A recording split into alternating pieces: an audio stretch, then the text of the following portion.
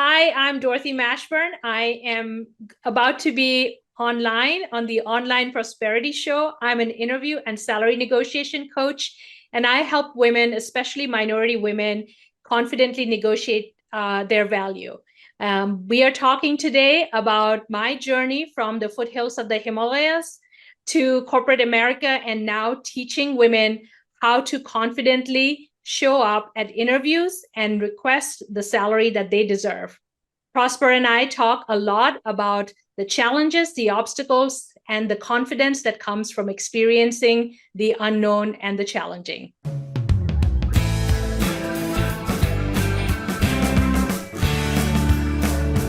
Welcome, everyone, to yet another exciting episode of the Online Prosperity Show. I'm your host, Prosper Tarovinga, and today we have a guest who's transforming frustration into confidence and helping professional women across the globe own their power in their workforce. Now, Dorothy, how are you doing today? I'm great. Very happy to be on the show, Prosper. Absolutely. I quite like the work that you're doing, which is transforming frustration into confidence, because so many people are getting frustrated with their work, with their health, and everything else that's just happening in the world. And I'm glad there's people like yourself that can help them do and have a happier existence. And for those that are tuning in and watching today, get ready to be inspired and informed as we dive into the world of negotiation mastery with the incredible Dorothy. And I think her negotiation skills stem from a very long time ago, because she just told me she used to have a pet monkey. Now, Dorothy, welcome to the show. I mean, seriously, if you can calm a monkey, I bet any negotiation is a walk in the park for you. Tell us a little bit about yourself and how you got into the realm of teaching professional women the art of negotiation. Yeah, yeah. Should I start with the monkey story? Will that be engaging? Yeah. So I grew up in the foothills of the Himalayas, a very remote town, city, village. The entertainment value most of the time for me and my sister was going out into the jungle and finding animals and talking to animals. And so Jungle Book for us was what we lived. It wasn't something that we read about or saw in a movie. It was a wonderful time. One thing when I look back is, over the years, as I made my journey to the United States 18 years later, I came to the United States when I was 18. It was a lot of hope, a lot of dreams. The one thing that back in when we were growing up was women didn't have a voice. They weren't necessarily treated equally. They faced a lot of social conditioning. So when I first came to the United States, I thought, wow, land of opportunity, land of freedom, everybody would be treated equally. And Prosper, when I landed and a few weeks that I spent here, it wasn't the case. There were still a lot of road to equality. There is a lot of work that still needed to be done. And I noticed that, but in that journey, when I was so early in my career, I didn't have that voice. I didn't have the social capital. I didn't have the network to help me speak up. I knew in my mind that something was wrong. And then, if a woman in corporate America speaks up, it's usually seen as aggression. But if a man speaks up, it might be seen as leadership, or leader-like or assertive. So there's this dichotomy of sorts between what we see men as and women as. And the more and more that I saw of that, the harder it got to accept and just be quiet about it. And like I said, I did a lot of um, self-reflection and in quiet without speaking up. But I was watching, the whole time, like, okay, this is the areas where we can get better at. And as I gained more confidence and reputation within corporate America, I started teaching and helping junior talented women who were coming up the ranks, who were facing similar double binds, or who didn't have that voice to speak up. And that sort of led to the business that I do today, which is teaching negotiations, teaching confidence, and salary, job offer negotiations and salary interviews. So that's me, long story short. Absolutely. Well, I quite like that story, and the whole parallel to how you were brought up to what you are now experiencing and things of that nature. So when you arrived in America, was there a bit of a cultural shock, or had you prepared yourself prior, to of what to sort of expect when you went into the big smoke? Yeah, it was you I don't think you can ever really prepare, Prosper. I think, when you get to a new culture or country, everything is upside down.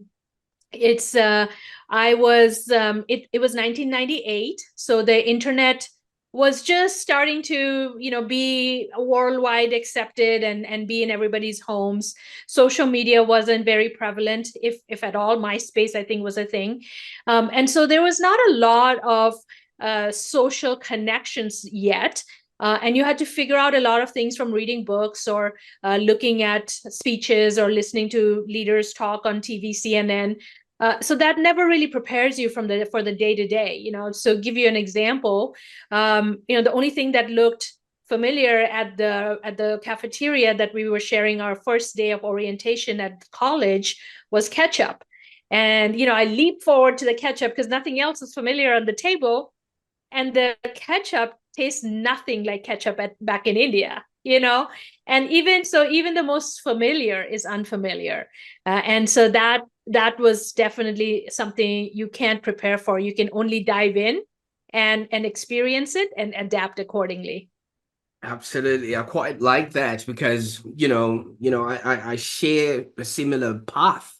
Whereas I would have come in from Africa with nothing but a backpack full of hopes and dreams, and all that I just wanted was some form of stability. And in the process, you're learning and you're going and things of that nature. But you would have been brought up, like you said, in the foothills of the Himalayas, and Jungle Book was, real life for you and things of that nature. You would have probably had some sort of aspiration or role models or some sort of longing for wanting to cross over to Hollywood from Bollywood. In and of it, was there anything that as a child you saw and you were like, you know what, that is where I want to end up, or that's who I want to become? That is a really good question, Prosper. And I don't think anybody's ever asked me that. That's insightful. I can think of, I suppose, from a Bollywood, Hollywood. I was thinking Audrey Hepburn was one woman that I always thought the world of. Not just all the roles that she did, but also the humanitarian work that she did. So she was one that I would say I really wanted to embody as I grew up. Other than that, I really hadn't thought in an early age that I would end up in a foreign country for good. I thought that I wanted the best education possible, and I looked around, and there were a few different options as far as countries.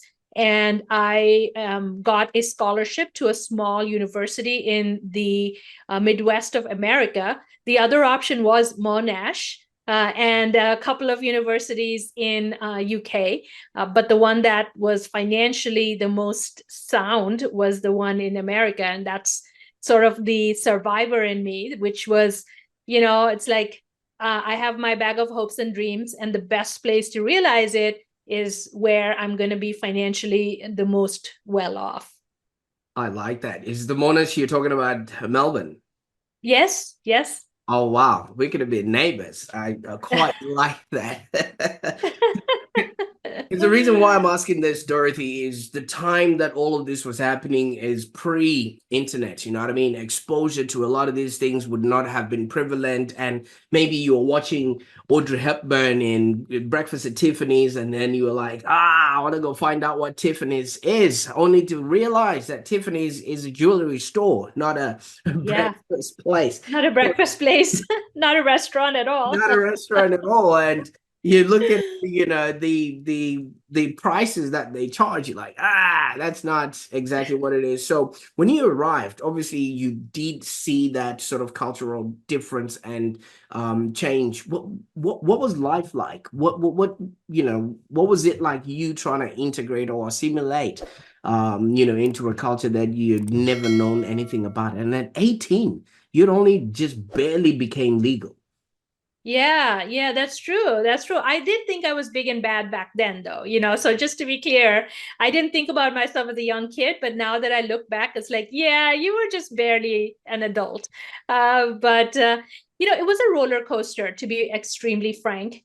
There were incredibly kind people who took me under their wing and said, this is how you set up a bank account. This is how you create your social security card. Like there was all these basic information that as an 18-year-old kid, without their parents or any kind of guardians in tow, would not know how to do. And so people took care of this very naive person. And then on the other extreme, there were I would spell English in the British language, and I in the British version of so color to me was COLOUR. And the professors were extremely unsympathetic, and if I got a C on a creative writing paper, and to me that was the end of the world because I was an A student. There's no way I was going to get a C, and some of it is my own expectations. But the professors weren't necessarily very sympathetic, kind of learn, we're not going to make any special case for you. And that was a hard lesson. It was a hard lesson, made me stronger. I'm grateful for every lesson. But it was a roller coaster, like I said. Absolutely. Well, just so that everybody else is aware, color is spelled COLOUR. The other version, I'm not quite sure if that is part of the American dream, to take out letters in, in, in words that seemingly are complete by themselves. Now, I quite like this whole transformation because obviously you would have gone through your go-throughs and you learned, and now you're in a position to actually teach other people to be, do, and have a happier existence. Would you have said that, first of all, you actually had to negotiate your way? Because if you have to maybe have these discrepancies in color, spellings, and you can only imagine so many other things that may not have looked the way that you learned. And if you just want to look at the British and American sort of metric system and the way that you would have learned, that's completely different. And you also maybe the driving, because I think Americans drive on the other side of the road. I don't know where they're going, but I know people right on the right side of the road. So you would have had to learn to negotiate at an early age. Yeah, I did. Yeah. I think it's very insightful. The foundation was there because, it's a lot about understanding your counterpart. Negotiations is all about understanding your counterpart, making sure they get what they want so that you get what you want. So in every single situation leading up to where I actually started negotiating, it was a negotiation of sorts. It was a negotiation with the professor to say, allow me the grace of trying to figure out this language, the spelling, the lexicon. And then truly to precipitate things, it was just right after college, after my MBA school, where I started working very, very hopeful. And a few 2 or 3 years into my career, I found out that a male colleague was making, for the exact same work that I did, $15,000 more, in total compensation.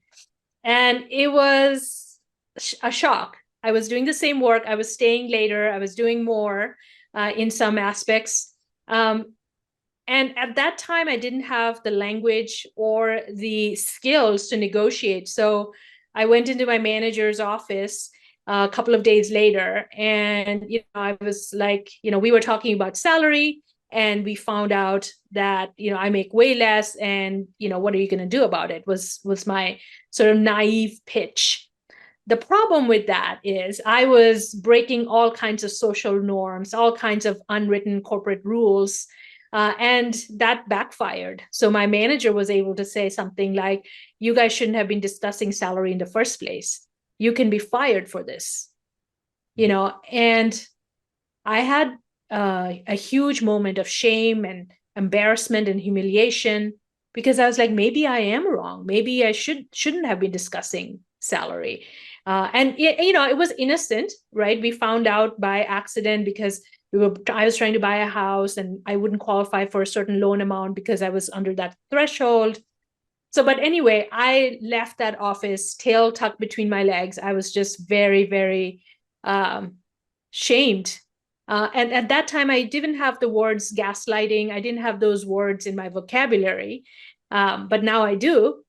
And so that was kind of the defining moment where I said, I'm going to learn, and I'm going to do this the right way and speak up for my value so that I get results from it. Wow. So, I mean, I'm just looking at you, and I'm going to say this with utmost love and respect. Would that discrepancy have had been emanating from maybe who you were at that time, or just the position that you held at that particular time? Because that whole 15K discrepancy is just chalk and cheese. I mean, 15K can buy a car. You can literally put down the deposit on a house, like you said, when all scales were equal. Was it something that only you were going through, just predicated on who you were, or is that something that a lot of women are actually encountering in their day-to-day? Yeah, on average, the statistics are pretty grim.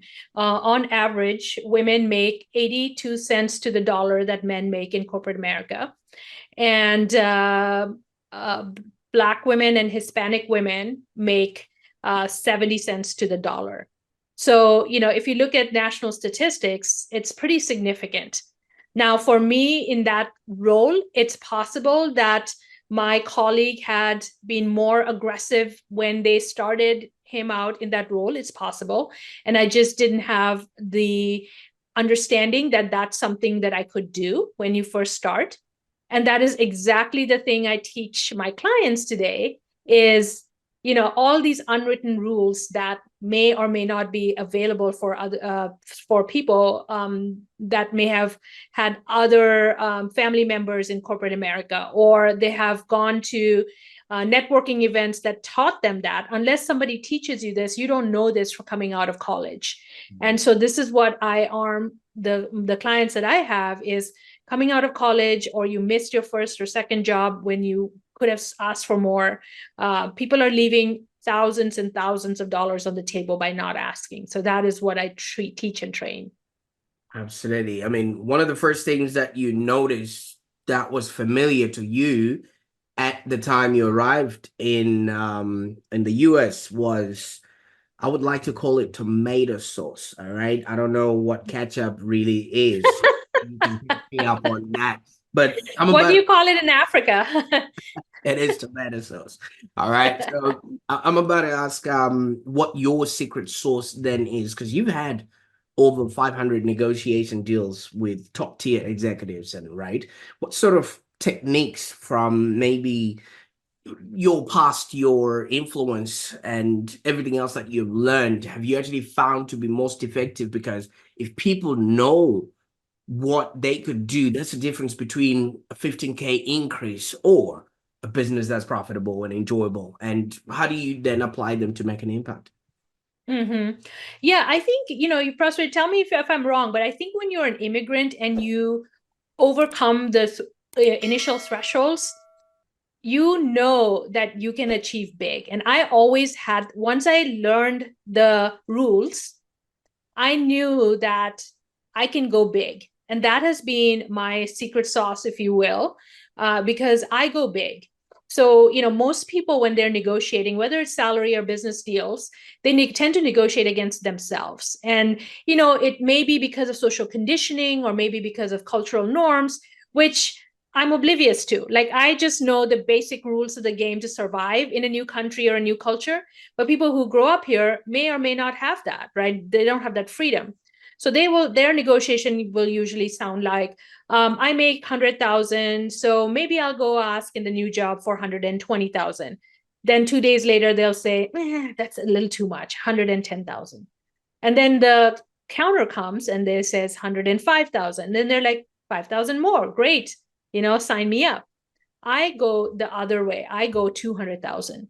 I will go with 200 and I aim to fail, because if I go to 200,000, I know I will fail, but they will counter at 180, 170, 160. I am still way better off than going low.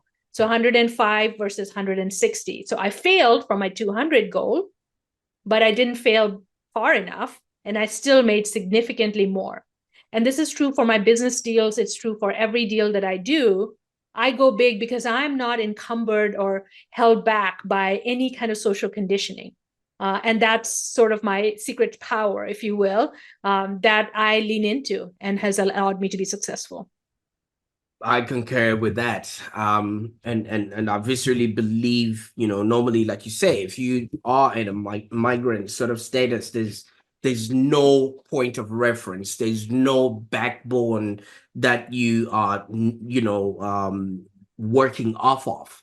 And half of the time, there also is that social stigma that maybe I can't far earn my parents, or I can't far earn my social circle, or I can't far earn the people around me for fear of being stigmatized or being labeled the one that has got the most means. And if you're going to be just you and maybe your family, you've got none of those barriers and things of that nature to, pull you down. You literally are that, helium balloon that has got no anchor towards it. And if I'm correct, that's exactly Yeah, what it is that you bring into the table there.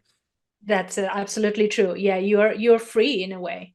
I quite like that, because so many people, when they're brought up in a society in Australia, I don't know as much as in the States, there's what's called the tall poppy syndrome, where basically Yes. the tallest flower sort of gets the chop, and so many people don't want to expand past their confined networks of communities for fear of being that tall poppy in there. So with the people that you're working with, first of all, who can benefit? Like, who are the type of women who you specifically aim to help with your expertise, and how can they sort of take advantage of all of this? Because this would be something that would definitely elevate them, not only themselves, their family, their churches, and everybody else that's around them. Yeah, yeah. So my clients are usually professional women who are about 5 to 10 years into their career, who have a solid book of experience and are trying to get to the next level, whether it's manager, director, or vice president. I teach them negotiation skills. Included in that is mindset and confidence. I also have uh, a second group that I work with, and that is entrepreneurs who are trying to negotiate pricing for their services. So this is relatively new, but there is apparently an incredible need to understand how to price services, put value to it, and negotiate that with their clients or their B2B clients and B2C clients.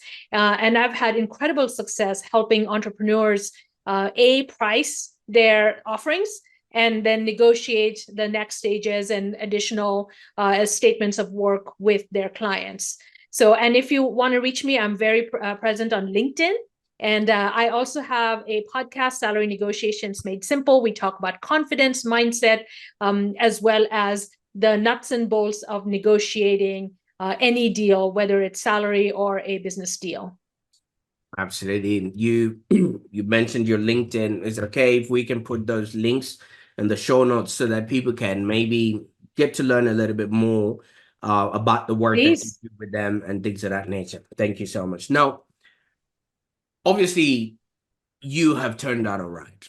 Okay. I mean, from the monkey taming girl in the Himalayas to now you're wrangling corporate America. It's like that bull on Wall Street. You're the one that's taming that bull, so to speak.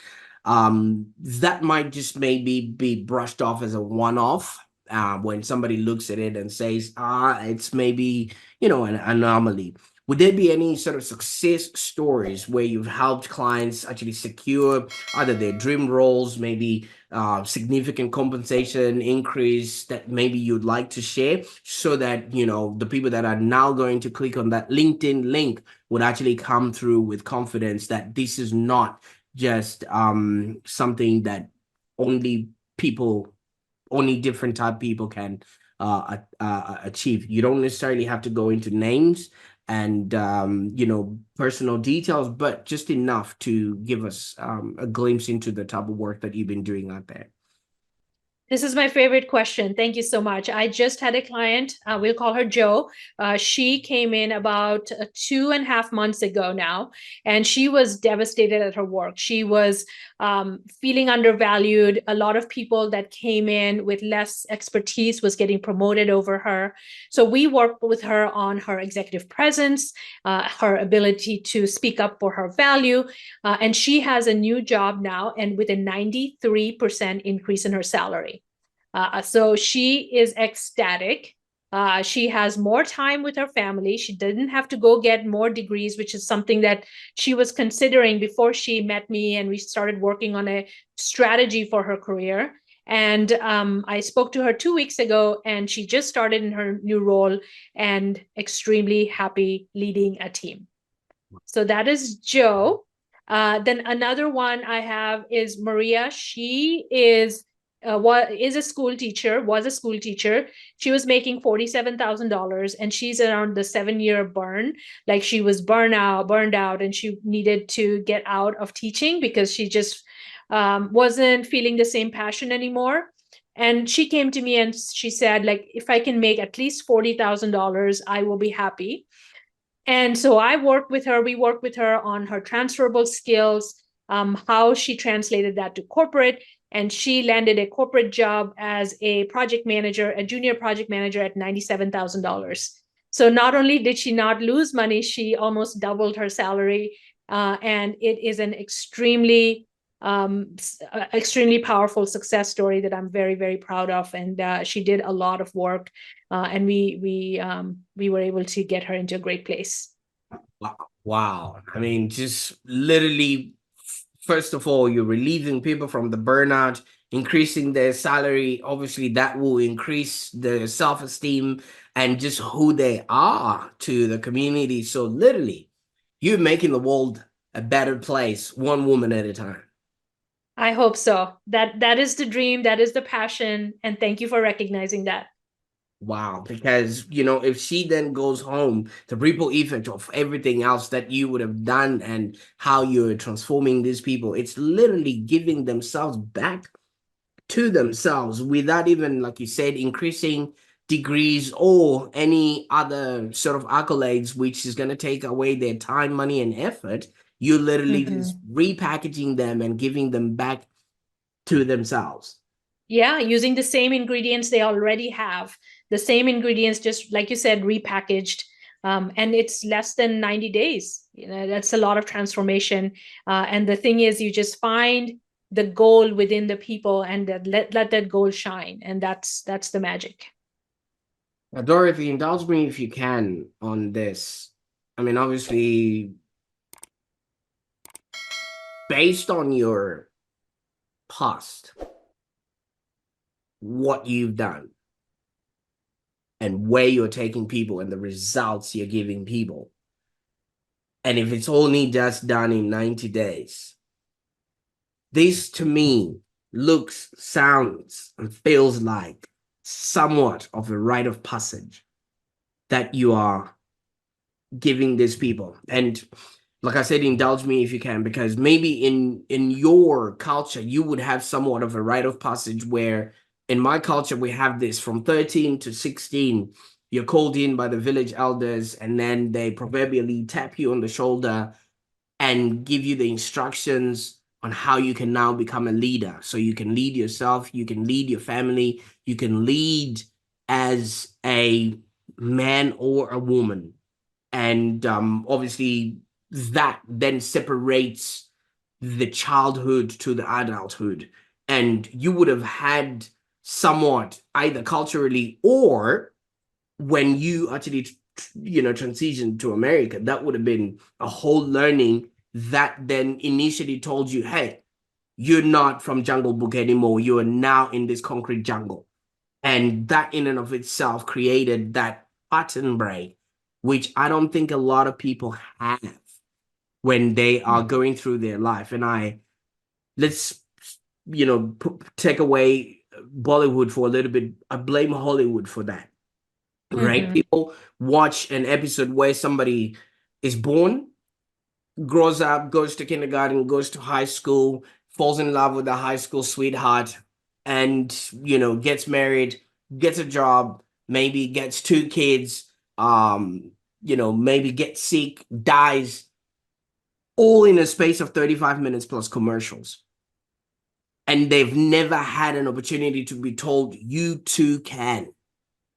And that is prevalent everywhere else. And when they then come through with you on that 90 days, you sort of break that pattern. You sort of give them the rite of passage that you can ask for what you want and you will get it. I don't know. Maybe you can comment a little. Yeah, I love that. I love that. It is very true. Some of it happens organically, and that is why, unfortunately, this is the reality of life. When you come out of college, you come out rose tinted. You are very optimistic, and then you start working with a bad boss, or then you start working with, like I found out, you figure out somebody else is being valued at more, even though you're putting in more work. And that's their people's first kind of shock.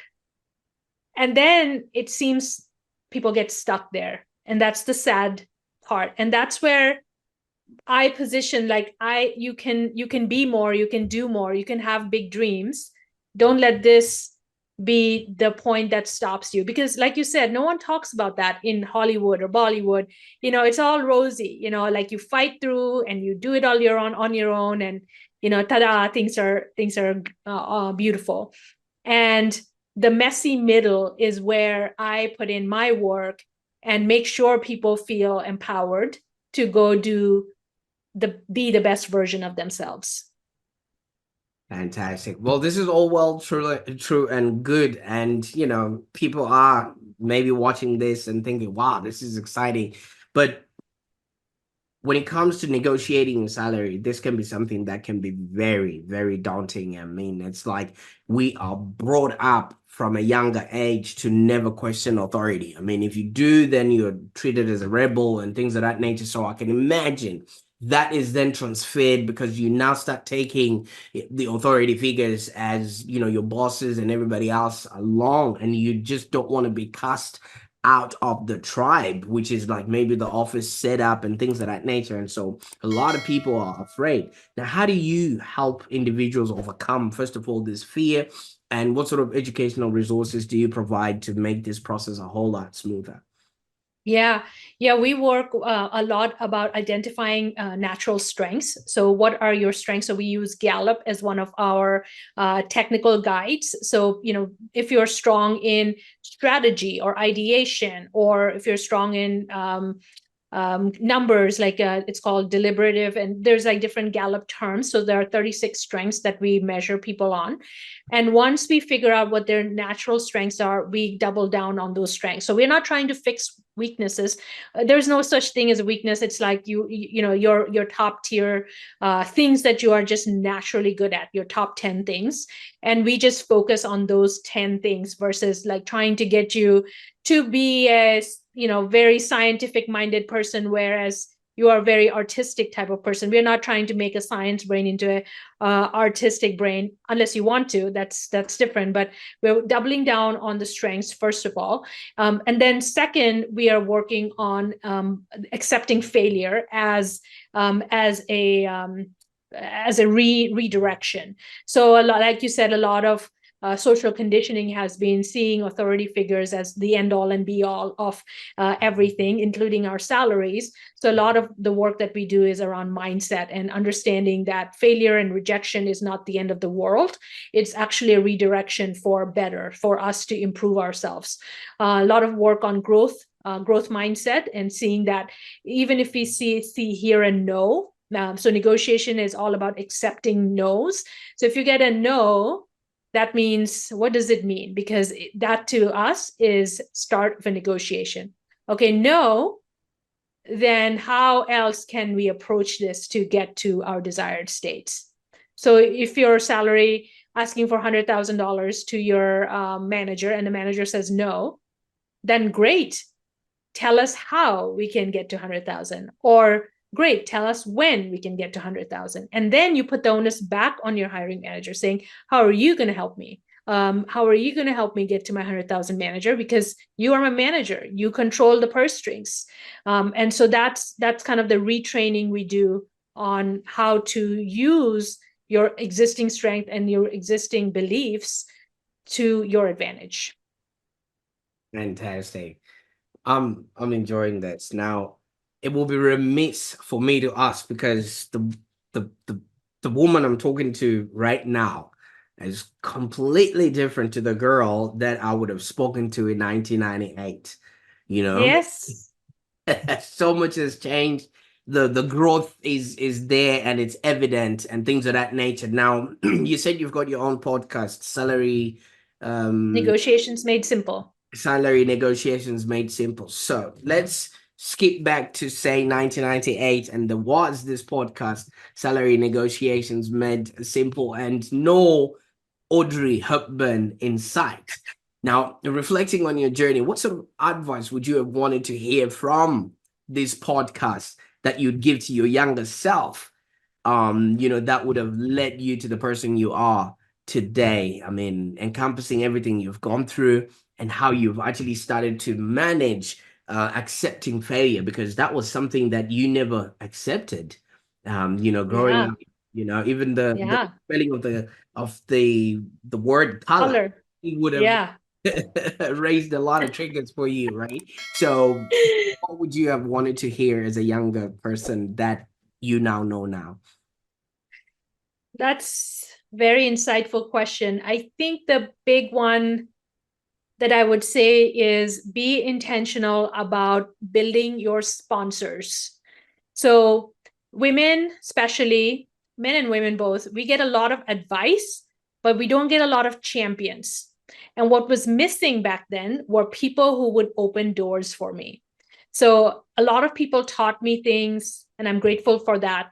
But when I'm not in the room, I needed my champion or my sponsor to say, hey, there's a great project, there's a great opportunity. I want Dorothy to take it, or I want Prosper to take it, because I believe in them.